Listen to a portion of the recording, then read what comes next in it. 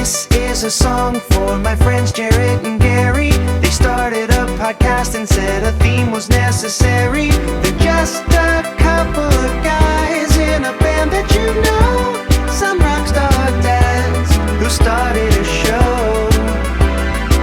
So here's the next episode. Welcome, everyone, to the Rockstar Dad Show. It's New Year's Eve. 2025 is upon us.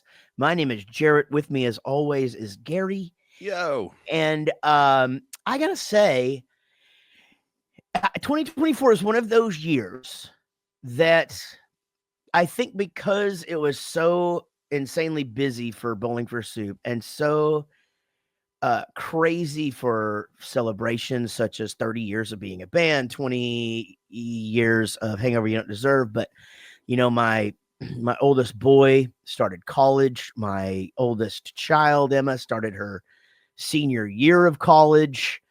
You know, my youngest son started middle school, you know, and finished elementary school. You know, obviously my son graduated. I mean, it just been so much of a year. It seems like it went by fast, but as I think back to it, it also seems like, man, that a lot of shit happened, you know, like it seemed like it just a lot compact in 1 year. I think going into 2024, and we never really talk politics, and we're not going to, but like just because of all that craziness, I knew the year was just going to be insane. Yeah. Yeah. And you know what? It was insane, but it wasn't as crazy as I thought it was going to be. But with all the Bowling for Soup stuff and the family stuff and everything, for me, the year flew by. I think maybe the first half was a little slower, but the second half just, I mean, it didn't even happen. You know, it just happened. Boom, it's so funny that you say the thing about politics and knowing it was going to be a crazy year, because things like went into our decision making. Like we went to Las Vegas for my father-in-law's birthday the day after election day, you know? Yeah.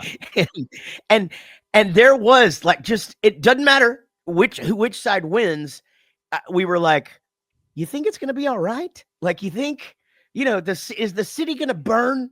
Either way, people, you know, nobody's going to be happy. Right. So it's so funny that you said that, because you're right. You going into that just going, oh shit.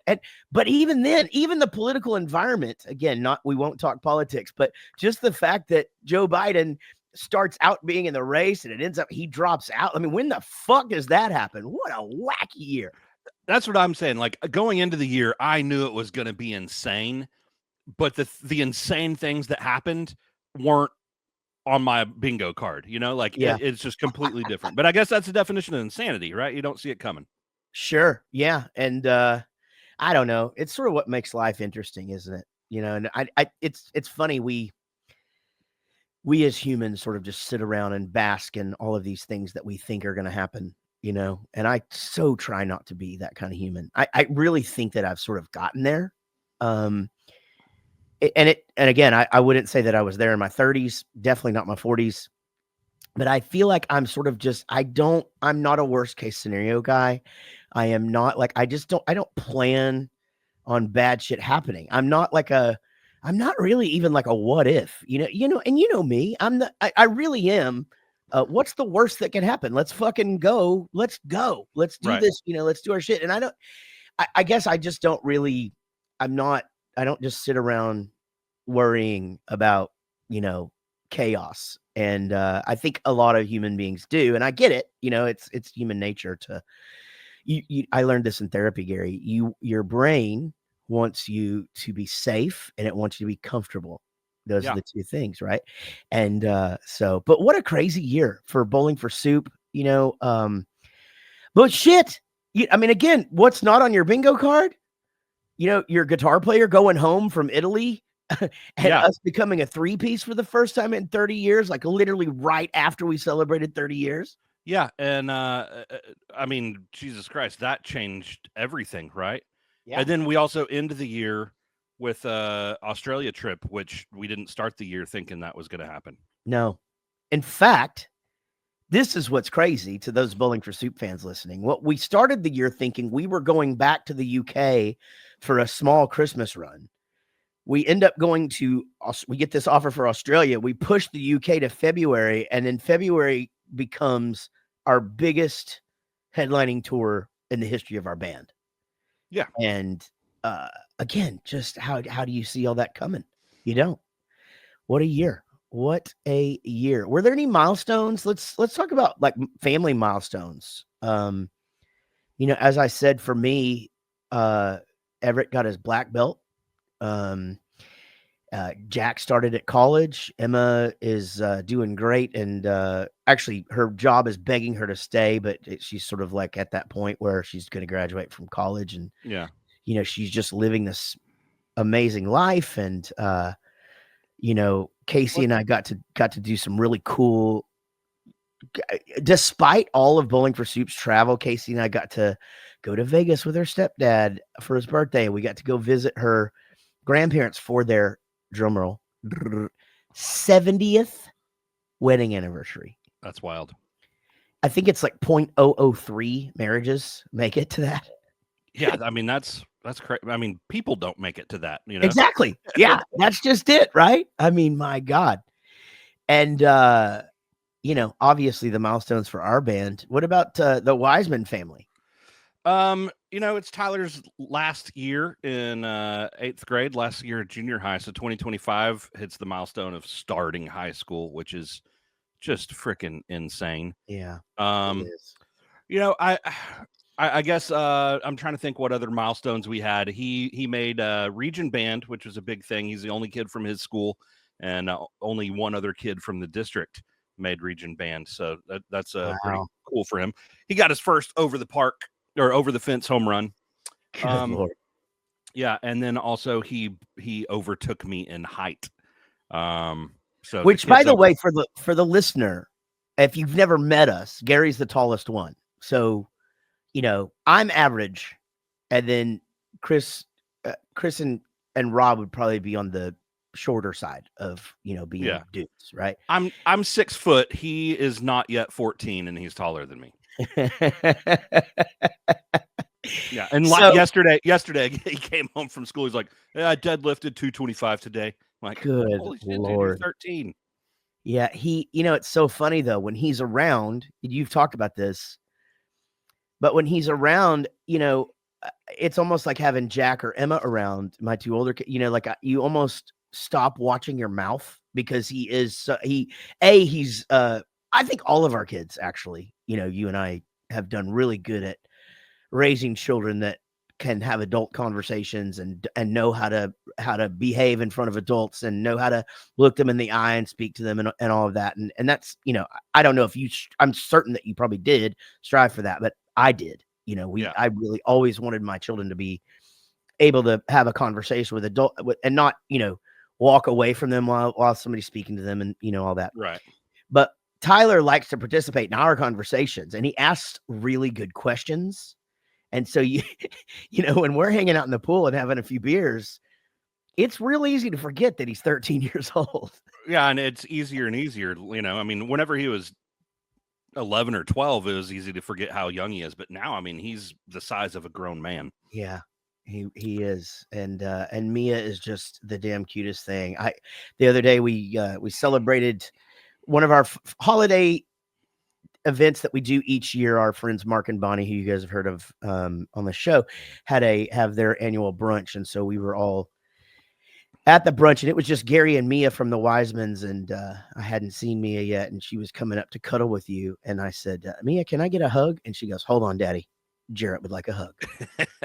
And I came over, I got my hug, and then she just curls right up in your lap, and off we went. But I was amazed how good they did, because it was just Everett and Mia at this party. Yeah. And they entertained themselves easily for 3 hours, just the two of them. Oh, yeah. Well, and it's funny because they were upstairs watching YouTube videos, and one came on, and Casey heard Everett just go, "Whoop, inappropriate," and fast forwarded it because he had a young child up there with him, which I thought was really funny. You said that Emma's graduating college and the job is wanting her to stay, but I mean, do you have an idea what she's doing after graduating? Well, she is kicking ass. She works at a country club here in Dallas, and she's doing really, really well. I think they're going to probably try to get her to go into management. The problem with it is she works at a big conglomerate, and so you either have to wait for somebody to leave or you have to move. And she's not going anywhere. We have some stuff going on in our family, as you know, that is going to keep us all pretty close to here. And so she's obviously not going to relocate. So it'll be interesting to see what she does. I mean, she could easily just stay where she's at. She makes great money and could work more, but there's no real moving up from where she's at, because they're about to rehire a manager within, and she's not quite ready for that yet. So, but anyway, she's going to have a degree in hotel restaurant management, which is so funny because that's what my brother was doing in college in 1986 when he started college. Is that 40 years ago? Jesus Christ. Yeah. What is happening? But yeah, she'll go on to do something in that vein. As you know, I mean, my daughter, she has the gift. Yeah. And she can take over a room if she wants to. She can blend in if she wants to. It's like we're an anomaly. And she can be the funniest person if she wants. She can be a good listener if she wants, but she just has that personality of being able to make everyone around her feel included, entertained, comfortable.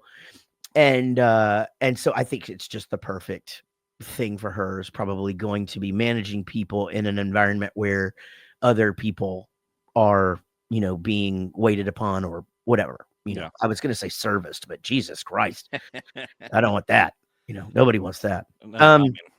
But yeah, that's, I think, what she'll end up doing. But yeah, it's crazy because for these two, for the older two, they're sort of, and Jack went into college, the whole thing is like, he didn't really want, I mean, he wasn't really interested in the education of it. Honestly, is sort of one of those placeholder things.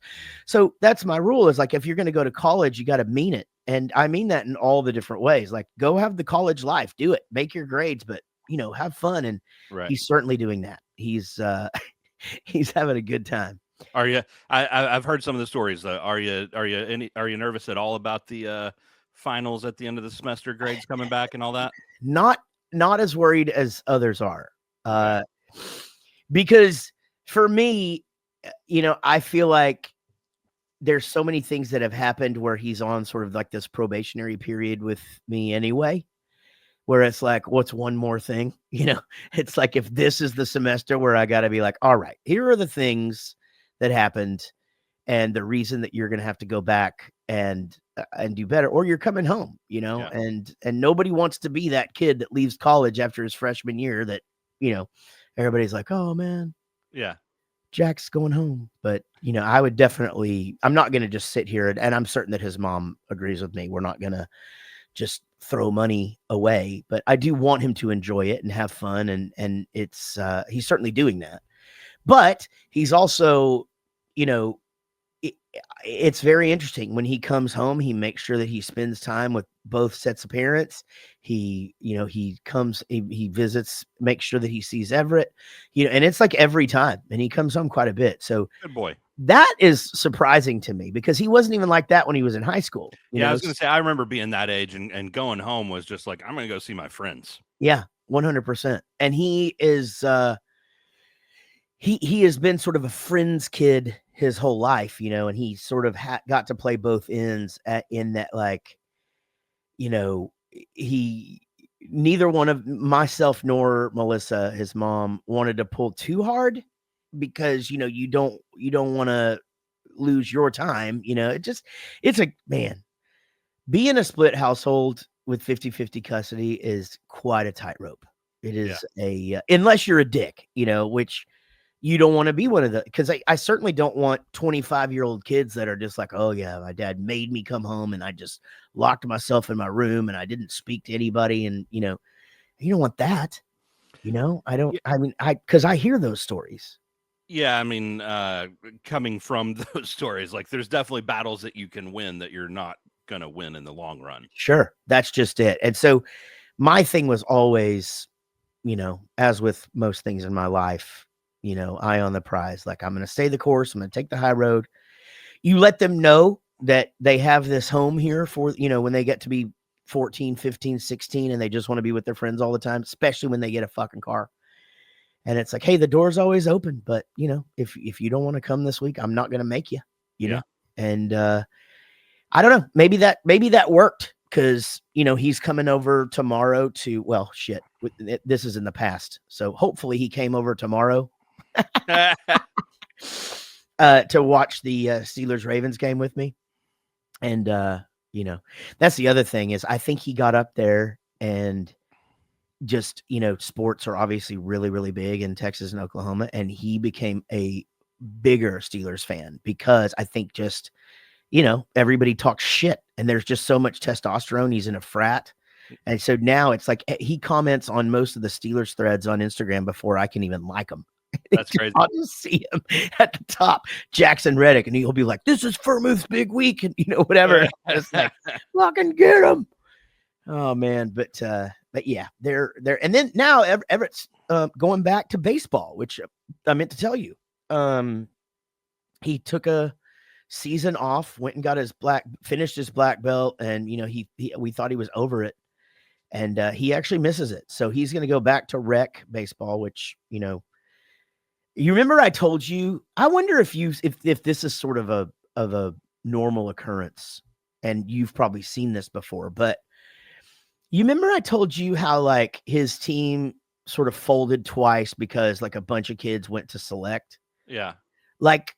Most of those kids, and when I say most, like 80% of those boys are back in rec now. They're like they all like tried it, and they either like the coach was not right, or the team wasn't right, or they just didn't like whatever. But most of them are like back in rec now.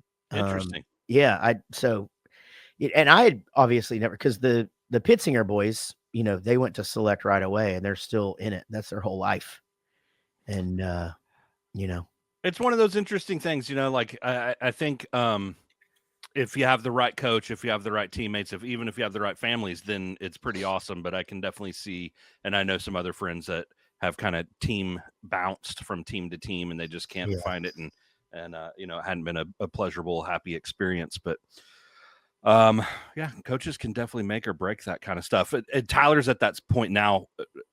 He's kind of been there for a while. Like, he should probably go to a better team, but he loves the coach, loves the kids, like, right. And I'm of the mind of like, well, what's more important here? Like we're not on the MLB path, I don't think. So let's let him have some fun with his friends.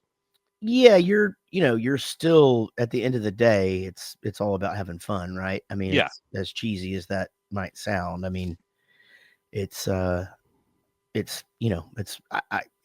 mean, I don't know. I guess I could see like in your life though, like as good as he has been, I could see, dads getting caught up in it, Yeah. I wouldn't do that, but I could certainly see parents being like, okay, we're on this path and we're going to do, and start to really make it more important to them than it is to the kid. Cause obviously we've both seen that.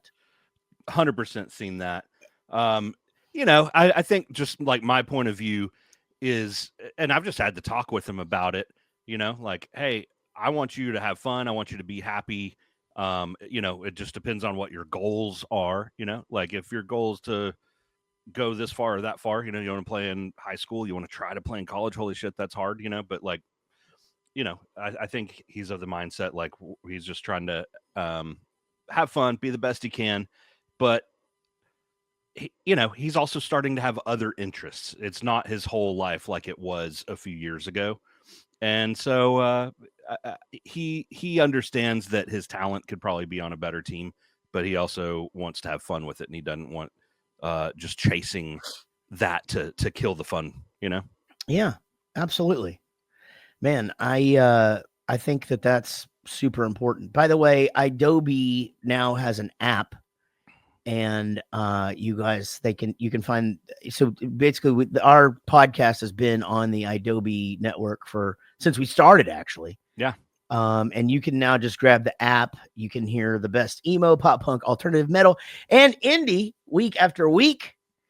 And there's no subscriptions. It's just free. You just put it in there. And also there's other shows by pop punk legends such as, or similar to us, Simple Plan and Sum 41. It's IDOBI. Search and download for the free app today, and you will be freaking stoked. You won't ever miss anything. It's cool. They play all of the, anytime Bowling for Soup releases something, they play it, and it is really cool to get on there, and you can hear a bunch of newer pop punk bands, and if that's what you're into. But they also have a metal station, and it's cool. So y'all go get that app. Hey, we got to take a break. When we come back, we're going to be chilling for a little bit. But coming up in the show, Matt B from Ashes to New is going to be here. And we just met in Australia. Let's talk about the new year. We'll do that when we get back. Y'all listen to this. We'll be right back with more Rockstar Dad Show. Welcome back to the Rockstar Dad Show. Don't forget, we are on Adobe Radio, which you can get on your computer every Tuesday at 9 p.m. Eastern. We're also on the Adobe app and wherever you listen to podcasts. So we were actually just talking about old episodes, and it's funny, we refer to old interviews all the time, and it's like there is just so much out there. So chances are, if you have a favorite band that you think we might know, we've probably had one of them on the show. So go back into your podcast app, whichever one you like the best, and check it out because we are awesome. It's New Year's Eve. And, I don't ever make New Year's resolutions, but I made one 2 years ago. Yeah. And I stopped drinking Diet Coke, and I have not had a drink of soda in 2 years.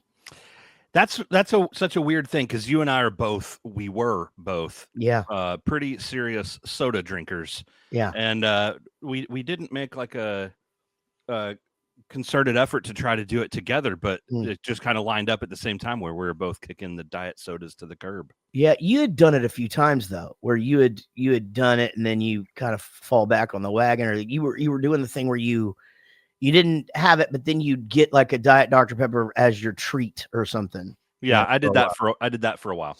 Yeah, I'd take Tyler for ice cream and I'd get a Diet Coke. That'd be my treat. But I think for me, it's just got to be all or nothing. You know what I mean? Like I was so addicted to that shit. Like it's like the first thing I needed when I woke up in the morning. Like, and I just drank it all day long. And quite frankly, I'm gonna be honest. I don't think I've felt any different, at all. But and if you're outside of Texas or the South, and especially in another country, and you go anywhere to eat, like there's nothing for me to drink because all I drink now is water and iced tea. So I can get water, but like, and we go out to eat, I like to get an iced tea, but you can't do that outside of, wherever we live pretty much. Yeah. Outside of where we live, it's always sweet. And if you go outside of the country, they have hot tea, not iced tea. Yeah. Yeah. And so, we actually went to one of those Korean hot pots recently. Mm-hmm. Yeah. And no iced tea on the menu. So it was just like, well, I guess I'm just having water, but that's really the only downfall. Cause every place has Diet Coke. I've recently run into the same instance at multiple different locations, different restaurants, where I've gone in like towards the end of the day at like a sit down restaurant. I'm not saying I'm the guy walking in at 9 and they close at 9, but I'm saying, towards the last hour, we've gone somewhere and I've ordered iced tea and they've been like, we don't have any. Or also at the Taco Bell drive-thru, I took Tyler there and I just got an iced tea for myself, except for they stopped serving. Like that was actually their policy. We stopped serving iced tea at 9. Like, what? What's happening? I guess that's so that they make sure that they have time to clean it out because they probably weren't cleaning it. But right. It's fucking bullshit. I don't know. Well, anyway, we're going into the new year. It's going to be, I think, a really fun year for us work-wise. We have some really great stuff on the calendar.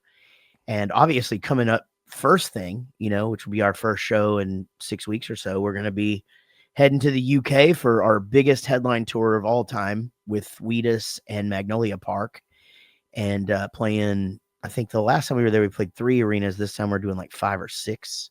That's crazy. Out of like the 8 shows that we're doing. So it's wild, but I think, as I said, Everett's going to start back to baseball, and we got a vacation coming up, all of us together, and the whole Bowling Pursuit family.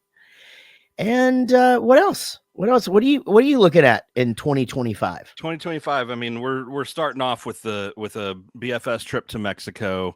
It's well deserved. It's been a very, very busy year for all of us.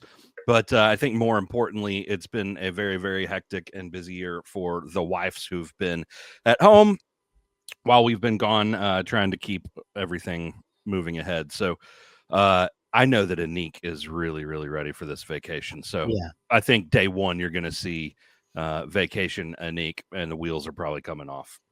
Yeah, which means she'll be slow day 2, and then we get a combo. Yeah. I feel the same way. It has been it's hard, and we understand that. We talk about this on the show all the time. The real rock stars are the wives, who keep our houses from burning down and keep our kids fed, and keep the dogs fed, and there's just so much to it. And when we're home and we're doing our part, it's still a lot. And so it's definitely well deserved. I'm excited about some of the bands that we're playing with this year. We have some stuff coming up tour wise with a band that we've always wanted to tour with, and I'm really excited about that. And goodness, it's going to be great to be back with Wheatus. I really enjoyed, it's funny. We toured with Wheatus the first time back in 2007. And I don't really feel like we hung out at all. I don't know. I don't really, maybe it was just because it was one of those crazy tours we used to do back in the day where it's 18 or 20 shows in a row. And, I know Brendan got sick, but yeah, I feel like I think there's a couple of things going on. I remember a few hangs with definitely some of the band, but Brendan didn't get to hang out too much. I think it was also that thing where we were touring the UK, and it may have been February again, where it was just freaking freezing cold and rainy. Yeah. And so it's like after the show, it's long drives and getting on the bus. And if it wasn't that, it's like we weren't playing as big venues now, and it didn't get to stay as late. So it's like, well, y'all want to go hang out outside? No, we're gonna go to the bus. Yeah, definitely. And I mean, that's just it. You sort of think back to 2007 too. It was things have come a long ways as far as the dressing rooms over there, and just accommodations and all of that. But having them on the road with us for one of the stints of the Hangover You Don't Deserve tour here in the States, Brendan, I know he has to really take care of himself because he's really prone to getting sick, but the rest of the guys and the crew, I mean, bus parties were frequent. It was great. Just like I would just text Matthew and gosh, who else? Oh, that's right. So their tour manager is in the band now. Huh. Yeah, so they have 3 female vocalists now, which is I think it's like Shaz, but her name is Sarah. It's one of those things, Probably whenever she gets to UK, it'll be Shazza. Yeah, probably. But yeah, we would get them over to have a bus party, and man, we had some good ones. I think, the kicking off the year is going to be awesome with the vacation. Then we get to do the biggest headlining tour we've ever had, which is unbelievable. And how fortunate are we to still be able to do that and have it going stronger than ever at this point. And then after that, a little bit of a break. And I'm kind of looking forward to that, a little time at home in spring. Tyler's got a bunch of cool stuff going on with baseball and band at that time. And it'll be good to have a little bit of time at home. And then, unfortunately, we can't really say what's coming up later in the summer, but it's going to be good. It's going to be I know. Really good. It sucks so bad, too, because I wish that we could talk about it. But you know what? We're going to have plenty of time for that. Sure. And it's going to be a good year. It is going to be a fabulous year. And I'm excited about it from the family side of things too. I'm excited about it I'm going to really put the brakes on the country touring, the Weekend Warrior thing. I tried to do, busiest year of Bowling for Soup since we think 2007 was this year. And I managed to fit in a shitload of country shows leaving for the weekends and stuff. So I'm going to put the brakes on that a little bit and really focus on new music for both bands. But that's just it, right? We've also got Bowling for Soup stuff in the works for releases, and man, there's just so much happening. Man, I'm really excited about our guest that's coming up. It is Matt B from Ashes to New, and we just met in Australia, and he's going to be coming up here in just a little bit. So we'll be right back with more Rockstar Dad Show. Y'all listen to this. Welcome back to the Rockstar Dad Show, and man, so excited about our next guest, Matt B from Ashes to New. How's it going, man?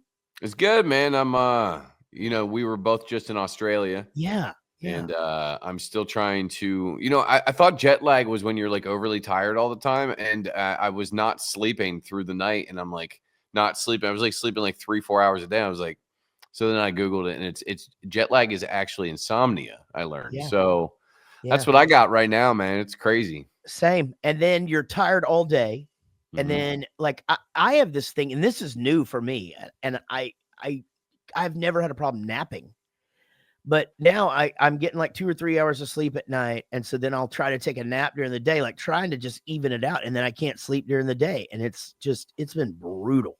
Yeah. Yeah. I've never been to Australia before, and everyone was like, your jet lag is going to be terrible. And I got back like the first day, and I fell asleep that night because we've been traveling for like 24 to 28 hours or whatever. Yeah. So I was like, I was exhausted. So we got back, and like I laid down that night and I went right to sleep. And I'm like, I'm back, baby. Like I did it. That's what happened to me. It took me 2 days. I got home, and the first 2 days I'm like, man, I think I may have just hit the lottery and not got this jet lag thing. And then that third day, it's like, oh, I'm dead tired and slept for 2 hours, and now I'm wide awake. Yep. I'm actually glad to hear that you're still, and I hate it for you, Matt, but I'm glad to hear that somebody else is still suffering from it, because like I was beginning to think, man, am I getting sick? Like what is happening with me? Because yesterday I was just absolutely exhausted all day long. And today I'm good. So anyway, but yes, I'm sick now too. What's that now? So, well, I'm sick now too. So I got both of them. Damn it. Well, I hope, hopefully it's not something crazy. We both have really bad allergies, and right when we land in Texas, it just happens. But so first time in Australia, you guys, you and I met in an elevator. Yeah. And it's so funny how often this happens that I just meet someone that is from, down the street from Rob, but you're from Lancaster, Pennsylvania, which the Chameleon Club, one of the greatest music venues in the history of our country. Yeah, it's gone now though. I know, so sad, man. It doesn't exist anymore. That's where I cut my teeth, man. I got so wasted there back in the day. Like that was just like, that was the party spot. Like they had the Lizard Lounge in the basement, so it was like if you played upstairs when the show was done, you go down to the basement. They got the DJ in the Lizard Lounge, and what was the thing? There's like a tiki bar upstairs, right? Yeah, outside. That's where you had to smoke. After they changed all the smoking rules, that's where you smoked your cigarettes. I don't smoke anymore, but I did a fair share of smoking cigarettes back then. So yeah, man, I was an artist cutting my teeth there and a full-on patron as well. So I do miss the place. I miss, there's nothing really around anymore. In Lancaster, you get the convention center. There's a lot of cool little like spots, but I don't drink anymore, so I don't go out anymore. And in Harrisburg, you've got a couple different places like HMAC. We play there. But we're getting to a point now where we're getting too big for that too. So it's like, which is a great thing, but at the same time, it's like, now we're just kind of getting into these areas, these venues that don't have that nostalgic appeal that we had back in the day. Yeah, they just don't have the charm, but it can be a little bit gray. But you get in there and you do what you got to do. But that's such a bummer, because that size venue was so great there geographically, because it just routed so awesome. And so you guys got like big shows coming through there all the time, because again, it's I for some reason we just would always either play there on the way to or on the way back home from Warped Tour. Yeah. And it just seemed like that was always the case. And we lost your video. You still there? Can you hear me? We can hear you. Yeah. Okay. It just said that it wanted to record something, and then it asked for. Yeah. So. I don't know where I'm supposed to go in here. It said go give permission, but then I clicked on. Wait. Oh, it's StreamYard that I'm looking for. Yeah. I don't see StreamYard. Is it in your browser? It just took me to my security and privacy preferences. Ah, got it. That was weird. That was weird. We hit your firewall. Yeah, that's what it was. Your shit's on lockdown. It's not giving me a thing here. Let me Looks like see. your What if camera was unplugged? No, that's not true. What if you leave and come back? Can you try that real quick? Yeah. Like, give me. Well, I don't want to run into it again, right? Well, that maybe you'd be able to do the prompt. I don't know. We are recording you. Yeah, I'm assuming it was recording probably from the beginning, right? It was, yeah. Interesting. And Google Chrome has my permission for my camera. I gave it permission in the beginning too. Looks like your camera was unplugged.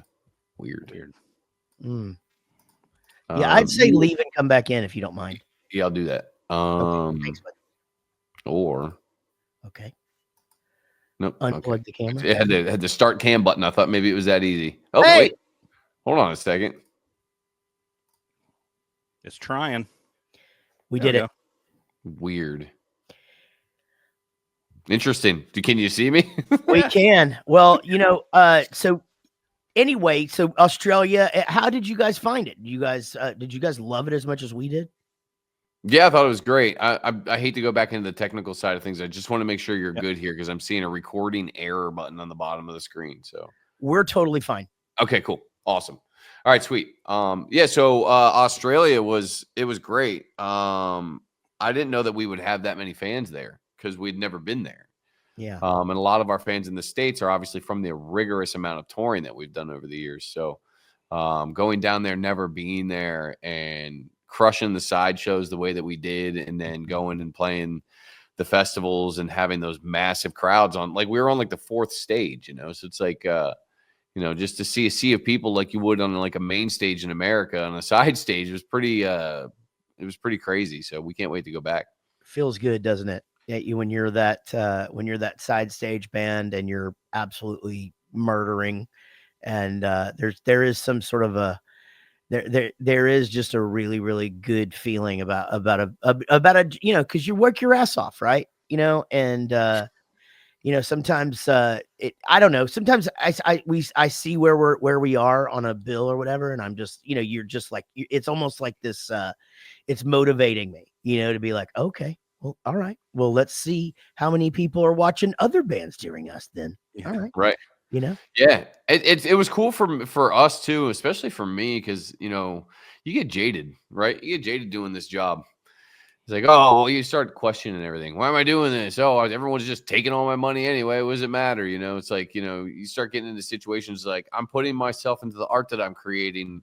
But then you just have a bunch of people on the back end that are trying to reap the benefits of your emotions. And, you go through all that stuff as an artist.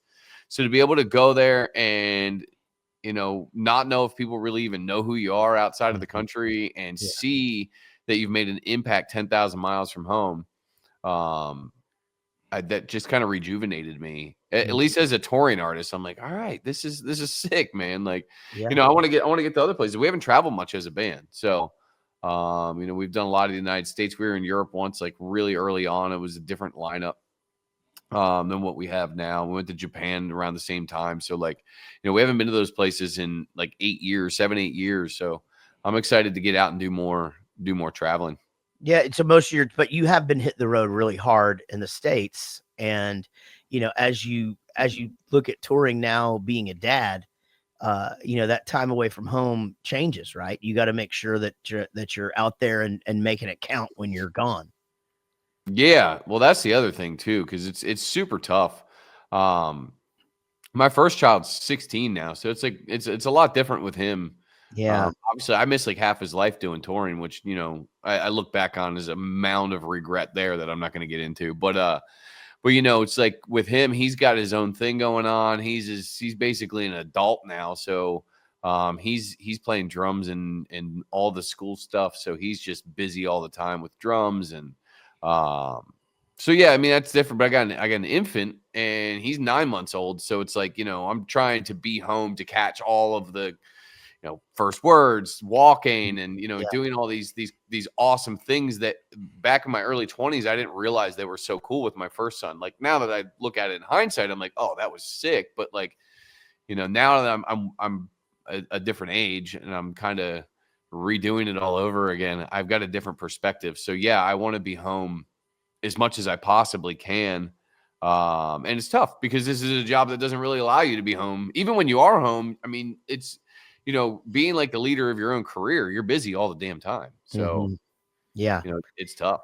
It is. Yeah. And, especially when you get those, you're getting that second chance at fatherhood and wanting to make sure that you don't miss those things that you missed the first time, I think I'm just interested in that relationship though.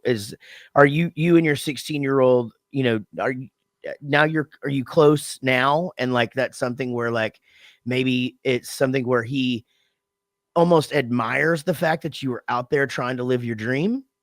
Yeah. We're definitely close.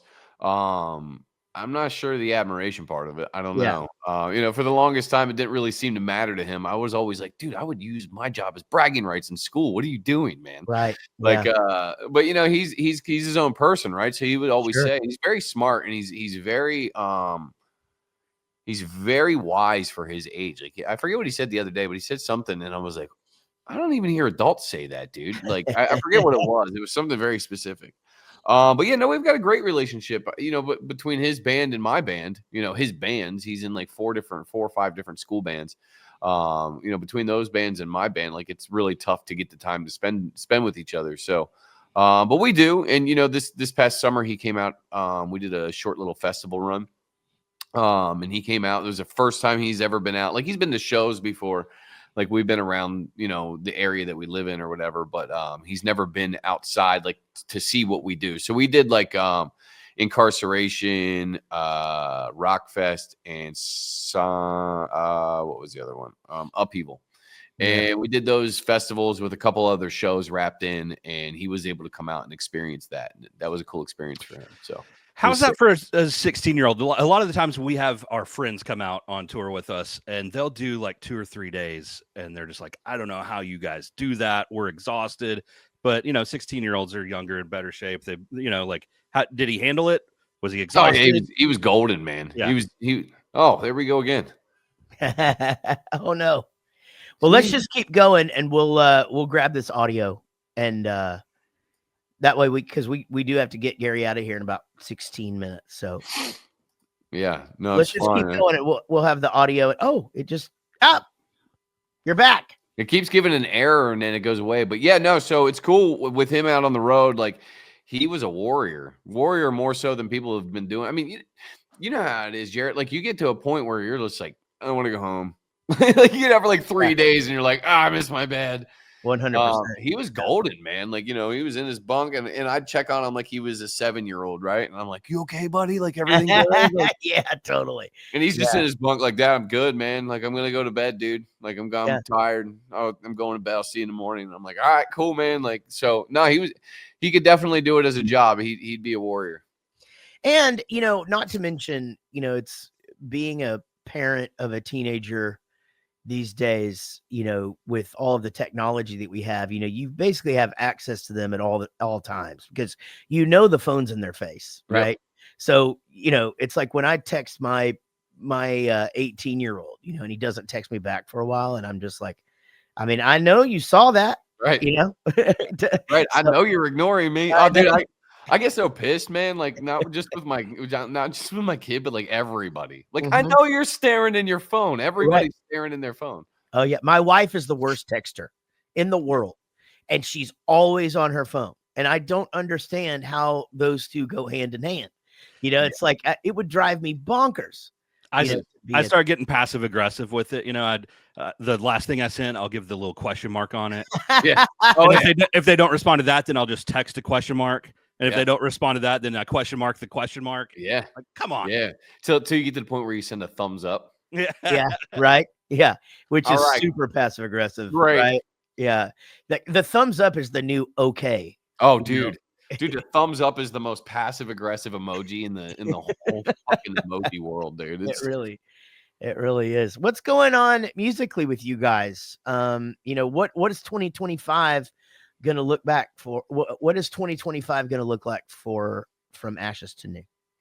Well, we're working on new music now. But with, life, everyone the band, how it gets, man, like the band does so well, life starts really picking up for everybody, right? Yeah. Like, Mm-hmm. so when you're grinding, nobody's doing well enough to have life, right? Like, Right. Right? It's like, and now we're doing well and everybody has life going on. It's like the game of life. I feel like we're just spinning the wheel and like a new thing's, oh, Matt had a baby. Oh, Danny built a house. Oh, Lance is whatever, you know what I mean? Like every time. So yeah, we're writing new music. We've been simultaneously recording new music as we've been writing it. But our last record did so well, right? It gives you that pressure. Yeah. Like, you get, as an artist, as a writer, like it puts you under that pressure. It's like, oh, well, I've got to beat that, or it's got to be just as good or whatever. And it's like, I'm a big sports guy. So I need to beat the thing before this. It's like, I treat it like the football coach is always like, well, that game is over. Now we worry about the next game, but we don't look forward past the next game. It's always the next game. Right. So that's how I approach it. And it's kind of just been a little bit of a slow process compared to what it usually is. Like, I'm typically the guy, it's like, oh, you need a record? I got it for you. Like our Panic record we did in 3 weeks. Like, It was insanity. And this one's probably going to go on like a year and a half. Like, so it's like a wild contrast. Right. Yeah. But at the same time, you find yourself, but I've never heard it put like that, but that really was that is exactly how it is. You all have nothing going on when you're doing the grind. And then as soon as you have a little bit of success, and that comes, I think, also from just getting older, people start to build their lives and you do get busy. I wonder though, from like the writing aspect of things for you, as you were, I read some about you, about, just the grind and how hard you had to work to get to where you are in the music business and the things that you went through before that, and now, things are going well and you got a new baby. We have dads on here a lot that are like, man, I worry a little bit about the subject matter, how I was drawing from this raw emotion that I was feeling in my life and, and that kind of thing, to get all of those things out into my songs. Is that something that you're having any sort of issues with? Are you thinking about that, or is it just going for the fence? Yeah, I mean, I don't know. I guess it's whatever comes to me in the moment, because we all kind of co-write our songs. So it's tough. Like, you think about, like, I've been thinking about this a lot recently with writing. Think about like country music. Like, what do they talk about? Like, you always get like whiskey, neon signs, Friday night lights, those types of things, right? Like every song, like, even from the old artists to the new artists. Like, I guess it used to be more like my wife left me, my dog ran away type stuff, right? But now, like, it's more like party music, right? Yep. Every genre has an identity. I guess that's what I'm getting at. So it's like hip hop, like, it's like gangster stuff, or like make that money, or get them girls, or them cars and them houses. You know what I mean? Like 100%. Like, that's your hip hop for the most part. And I mean, you can go that way across genres, right? In metal, especially, it's like dark, it's spooky, it's dangerous. It's, it's like, so it's like, how do we write songs in that vein that aren't already done? Like that becomes the hard thing, right? Because it's kind of like, writing stories.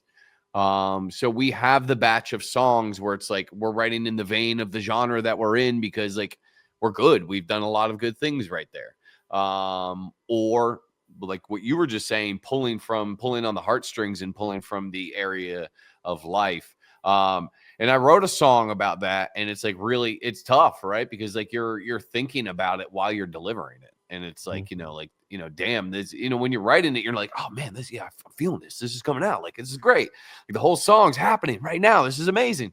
And then you go to deliver it and you're like, oh my God, I'm such a mess. You know, like, how do I deliver this? I didn't know that I felt this way. Oh, Absolutely. man. Yeah. You know, so, but I think that comes through in the performance, right? Like, there's, Sure. you know, I'm not allowed to say the name of the song anymore because it's just been PC to the point where you can't say the name. But there is a specific Korn song from their self-titled album where you get to the end of the song and John Davis is just bawling his eyes out, you know, and it's because of what he went through to write that song. So yeah, I mean, like, you know, I do that on every record. They seem to be the ones that really cut through and the ones that stick with the fans. So I'm hoping to be able to do a little bit more of that for this record. Yeah, and it's funny because you know, we went through something with Bowling for Soup that you know, I was going through a divorce, and you know, all of a sudden life, you know, wasn't all farts and girls and beer, you know, and Right. you know, we wrote and released a pretty dark record. It's actually, I think, Gary's favorite record, called Lunch Drunk Love. And, you know, our management was just like, you know, where's the My Weena? Where's this? You know, this isn't funny. It's not. And I was just like, you know, that's not how I feel right now. And he's like, well, your fans aren't going to get it. I'm like, my fans are growing up. You know, your fans are also growing up. Your fans are also having these emotions. Your fans have also been through this with their teenage kids, they've got babies at home, you know, and they've been through divorces and all this shit. And it's like, and we were right. You know, everybody heard, here's that record. And like, for the really, really hardcore fans, it's a big fan favorite. And I'm glad that we did that. It was a bit of a departure, but you know, and I don't mean to make it seem like we were reinventing the wheel. Like, all of our shit sounds the same. I get it.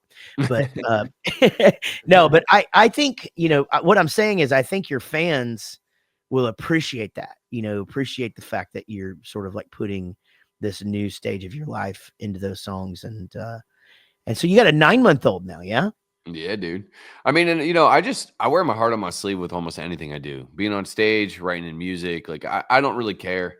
Like, I'm pretty open. I'm not overly open. Like, I'm not like, I'm going to share my political view. You know what I mean? Like, I'm like, you know, I don't get into shit like that, but I do wear my heart on my sleeve. And so the fans appreciate that. And I just write from how I feel. I think people are hungry for authenticity right now. Right. And people can smell bullshit. And so if you're putting something out that's not real, then it's not going to work. Yeah. No, I feel you. That's the way it's always been, man. You know, there's plenty of artists out there that'll touch on the same subject over and over and over and over and over again. And it does just fine because that's the subject that they're feeling. So, But yeah, man, 9-month-old. It's it is a start all over process. We did that on purpose. Yeah. Well, I mean, we got to a shitter get off the pot moment in our lives, right? Right. Like, you know, and it's funny because I actually said that to our liaison in Australia. I used that phrase, shit or get off the pot. Mm-hmm. And she was like, what are you talking about? I was like, you know, it means like do it now or never. And and she's like, oh, that makes sense. So yeah, that's kind of like where we were as parents. Like, a 16-year-old, very, very young. And then it was like, well, you know, we always wanted more kids, but of course, careers and all that stuff, they, you know, kind of muddied the waters. And it's like, I tell all my friends who want kids and stuff, I'm like, just do it. You're never going to be ready. Like, if you're married and you have a house and you're doing all this stuff, like, you'll never be ready ever. Yep. So just do it. You just got to do it. Yeah. So that's kind of where we were. It was like, we were getting to the point where it was like aging out, and we're like, all right, like, you know, we're going to get to a point where maybe biologically we can still do this, but is it going to be like right for our child for like us to be like in our mid 60s when they're like in high school? You know what I mean? It's like, you know, and I'm not saying that that's bad for people who have made the decision to do that. Just for us, that wasn't the decision. Like, the decision had to be like, I can't be throwing football with my kid in the yard and break a hip while I'm trying to, you know. Dude, I'll tell you, I'm 52, and there is a big difference in shooting baskets or throwing the ball with a 12-year-old. Yeah. Now that my kid's 12, than there was with my 18-year-old, you know, 6 years ago. Like, it is a huge difference. And you're so right. And, you know, and also there's this thing in the back of my mind, you know, when it comes to that kind of thing, where it's just like, I at least want to be able to get down on the ground with my grandkids. Like I don't want them to have to climb up into my wheelchair. That's what Jason Kelsey said, man. You know who Jason Kelsey is? Yeah, of course. Yeah. Yeah. That's why he retired. Yeah. Because everything hurts, and you're not going to be able to do things anymore. Yeah. And that's a big dude. You know what I mean? Like that's a guy who has taken probably the most amount of punishment in his career. So like, I get it. Like, he like that was what they said in that special that they did on Amazon. It was like, or on Prime or whatever you want to call it. But that's what, his wife says, like, are you going to be able to get down on the floor with the kids? And they just had another kid. So like, he's got like 4, I think another girl too. I think he's got like 4 girls now. It's like, all right, let's see where you're much at. Estrogen in that house. But, dude, craziness. Yeah, but he's so likable, and I love that dude. He's great. Are you an Eagles fan? I'm a diehard Eagles fan. Yeah, that makes sense. My whole here. I'm a Steelers fan, and I did not like last week very much. Yeah, I see. So there's my Eagles jerseys on the wall. That Christmas tree over there is all Eagles ornaments. Yeah. Oh, yeah. This is where does that go? That's the Eagles victory walk right there. There's the Super Bowl 52 stuff. Like I've got Eagles. This is just like it's all music and Eagles down here. It's it. Yeah, I love it. You had a basement? Yeah. Yep. That's so cool. You don't have them where you're at, right? We don't have them. We envy that. It's like we're always like, whoa, you got a base? Can we see it? Can we go down? Dude, it's sick. It was the dream, right? I grew up poor. I had no money. My parents were phenomenal parents. They raised based on love, not on wealth. So, it was really good. We had our moments when I was a kid. I was a pretty bad kid. So, my dad and mom did their best to deal with how shitty I was as a little human. But we didn't really have any money, right? So like, all the stuff that I saw my friends have, I was like, oh man, like you kind of like where you're at going, man, basements, they're cool. It's like, that's kind of how I looked at everybody around me. I was like, I don't have that. Oh, I don't have that. I don't have that. So basements was one of them. It actually was. Cause like I would go to my friends' houses and, they'd have finished basements or whatever. And like, we'd go down and that would be the hangout spot for all the kids. We'd all hang out in the basement or, you'd always hear the stereotypical man cave. I got the man cave in the basement. And it's like, damn, I want that. Yeah. Like, even when I got into like working and cause I worked for into my late 20s before my band started to gain notoriety. And even at that point, it is like my band didn't make any money in the beginning. Like we had to really grind and claw and get to where we are now. So it was just like the longest time, the basement man cave studio football, like that was the dream. It was like, okay, how do I make this dream come true? So then I finally did it. I was like, oh shit, we're here. It took a while, but 2020 we built this house. So wow. Yeah, man. Dude, well, congrats on that. And congrats on the new arrival. And gosh, I would love to get you back on the show. Let's do it. I think we got to hit on building a house in 2020, though, with being a musician and going, I don't know what's happening next. Yeah, I bet that sucked, dude. Like we sold our house in 2019 while we were building this house. The idea is that while this house was being finished, we were going to move in with our in-laws. And they got a pretty big house, so it was fine. It's just the two of them, all the kids outright. So we're going to move in with the in-laws and stay there for maybe a couple months tops, max, until the house was done being built. So we put all of our shit in storage. We moved in with the in-laws, and boom, So I was on tour with Skillet when the pandemic hit. We didn't finish. It was March. We had 2 shows left. We went home to the in-laws' house, and we were there the whole year. Like they finished it in, what was it, like June, but we weren't allowed to move in until like September. So we were at our in-laws' house for like a year.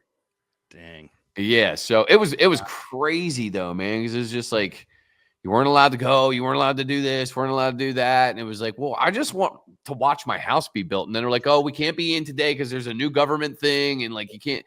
It was awful. I can't even imagine. I awful. Honestly can't. It sounds, all of it sucked for musicians. It sucked for everybody. Let's just say, But yeah, going an undertaking like that, and you're just sitting there, and you guys got all this money, you know, and it's your whole future, right? And God damn it, man. Yeah, That was an album year. building a house is stressful. Living with your in-laws is stressful. Living through a pandemic is stressful. That had to just suck. Dude, and that was a record year, right? So we were supposed to put out an album. We did end up putting out an album. But I got into so many arguments with my record label about, you know, like releasing music and like what song and like to build all the right. We're in a pandemic and I'm living in my in-laws and my house is being built and I'm arguing with my record label. And it was just like one thing after the next. And I was like, am I ever going to make it out of this fucking year? Like, this is like the worst year ever. Dude. So you can imagine, like, you know, like we put the record out in it didn't come out until 2020. Well, that one came out in 2020. We wrote a whole other record in 2020 and 2021 because we had all the time in the world. Sure. So that ended up being the best record we've ever put out. But like, you can imagine the amount of material that we had to use to write that record throughout all of that madness that was going on. And surely that's why it ended up becoming our best record, is because, you know, going back to what we had discussed earlier, we just had a lot of shit that we were going through to talk about. And it just so happened that everybody else was going through all that same shit. So everyone connected. Do you all the guys live up there near you, or do you guys have to? We're everywhere. Yeah. Okay. So you guys are riding over the internet and all that. And or we get together. We got one in Rochester, New York, one in Cleveland, Ohio, and then one just moved to Nashville. Yeah, man. The world is a crazy place, that's for sure. Both of the pandemic and the fact that we can write records over the internet is just all bonkers. Hey, we got to get out of here. I know you got shit to do. Gary's got shit to do. Happy New Year, by the way. Yeah. Hell yeah. And dude, please come back on anytime, and we'll check in with you and see how that's going, being a new dad again. You know, dude, I'm down. Let's schedule it. Yeah, let's go. From ashes to new, everybody, our new best friends. You guys go check them out. And Matt, thank you so much for being on the show. Hey, everybody else, y'all be good. This is a song for my friends Jaret and Gary. They started a podcast and said a theme was necessary. They're just a couple of guys in a band that you know, some rockstar dads who started a show. Until the next episode.